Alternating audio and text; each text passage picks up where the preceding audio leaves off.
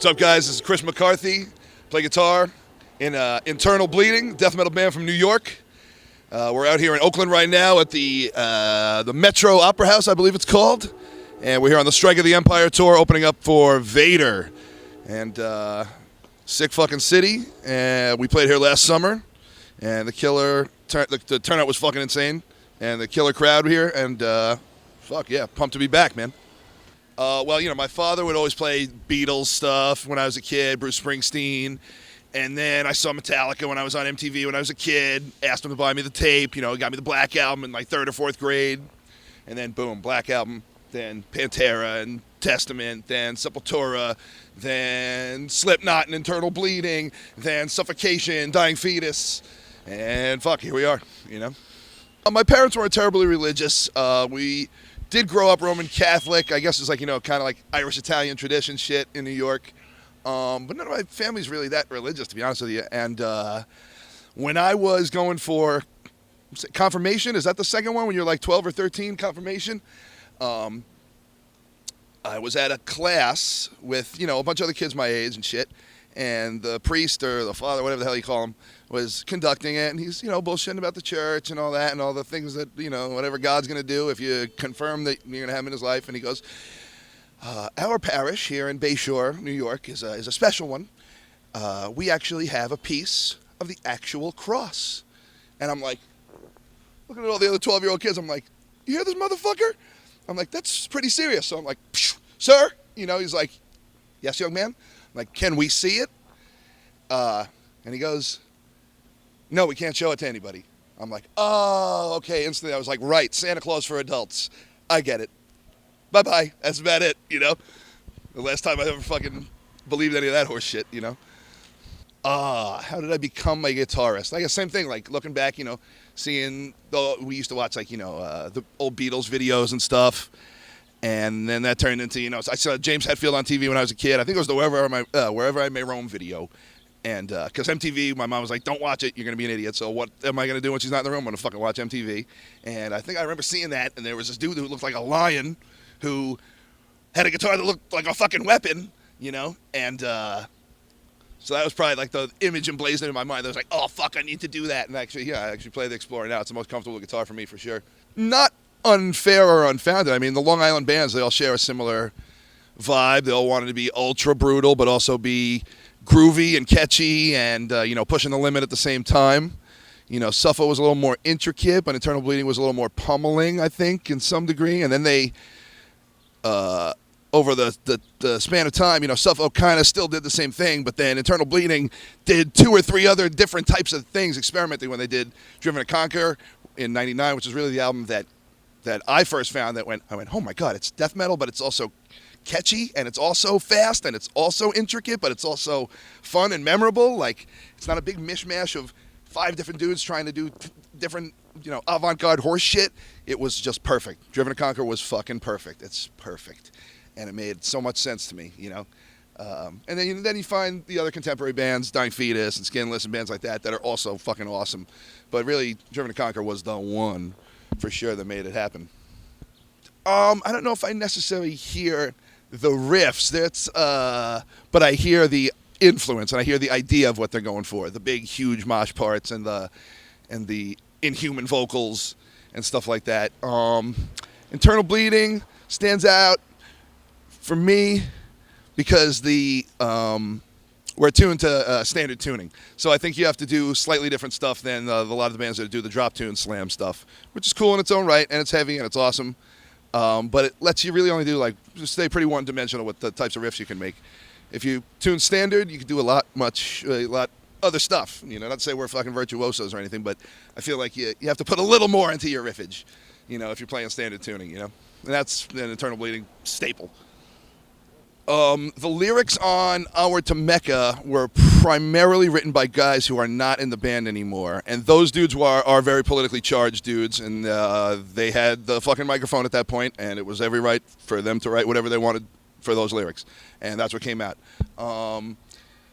The stuff that we're going to do now at the current lineup, it's going to be a little more, you know, it's reality-based. There will be political stuff, but it's also about religion. It's about drugs. It's about violence. It's about war. It's not necessarily just about gore and death or whatever, revenge or, angry shit. It's about real life stuff. Final Justice is about, the one song that we put out recently with the new lineup is about hearing that you have a fucking pedophile or a kid toucher in your fucking neighborhood, and you fucking bash that motherfucker to pieces in your basement because, you want that dude out of the fucking community, you know what I'm saying?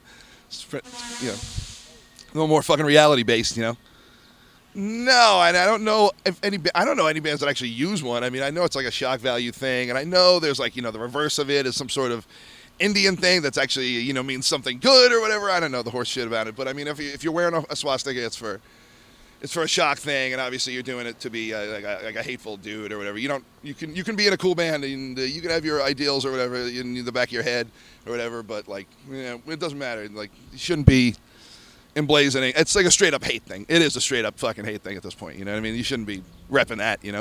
Vader, I've been listening to, actually one of the first death metal bands that I found younger. I got the CD Litany, and it was like a really pummeling, crazy sounding album compared to a lot of the other like metal stuff I had at the time. So they stood out big time, and I had a bunch of other records. I didn't really keep too much up with them over the years. Last one I got was Morbid Reich, maybe 2010 or 11 album. That's a really good CD. And the other guys' bands, I just recently started seeing them on this tour. Voices of Ruin are fucking excellent. They're blowing my mind every night, so I'm pumped to be cruising with those dudes, man. I don't even know the word to describe the situation. It's extraordinary. It's sudden. It's unbelievable. Some days, even today, I can't believe it's like a real thing that actually happened. Happened so fast. I talked to him pretty much the night before that. It's like nothing. And we were actually here at this place, the Oakland Metro Opera House, less than a year ago. Played a crazy, huge show, Bay Area Death Fest, and we had a blast, and we came up with a million inside jokes that weekend that we were here. So things have been reminding me left and right about that trip. And but the whole thing is wild. And the fact that we're even at the ability to have somebody learn the songs as quick as they did with our buddy Kyle on the drums and be out here and complete the tour, and what I assume is going to be continue as a band and continue to write music and do what we can, it is amazing. It's amazing. I don't even know what to say, man. I wish Billy was here for all of it, and but I thank him every moment that he's not here that I have the opportunity to do this still, because shit, I mean, nobody gets to do this type of thing. And it's extraordinary. I mean, the actual definition of extraordinary. It's an extraordinary situation, and I feel a million different things about it every second of the day. It's insane. I got to drink water. I mean, I'm a fat guy, so I'm not exactly the most athletic fella in the heavy metal scene at the moment. You got to stretch out. You don't want to cramp up on stage. We played Knotfest, man. I drank a couple beers, and I didn't really drink water before we went on stage, and my fucking hand locked up. Ugh. So after that, I've been really trying to stretch out, drink a lot of water before on stage, maybe a little Gatorade. I like to drink coffee before I do vocals. I gurgle my shit up a little bit. You got to stretch out. Make sure you're fucking, as far as your gear, make sure your fucking strings are nice and clean, or, that's about it, man. Number 6, huh? Wow.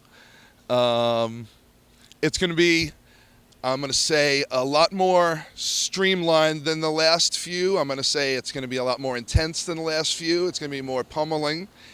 We're really going to work hard on it. Joe Marchese is an insane songwriter and riff writer, and to be able to work with him and Chris simultaneously, and with some of my ideas, I think we're gonna come up with some shit, man. We already have about 4 or 5 songs in the can at the moment that we're gonna go back and look at after this tour, and probably change a few things. And then we have a ton of other riffs and things ready to rock. So I think people will be pretty pleased with the direction that we're going in. It's gonna be catchy and pummeling and intense at the same time, Oh, I don't know. I mean, every day is an adventure with Chris Ravelis on the road. I mean, he stops to urinate about every 9 minutes or so.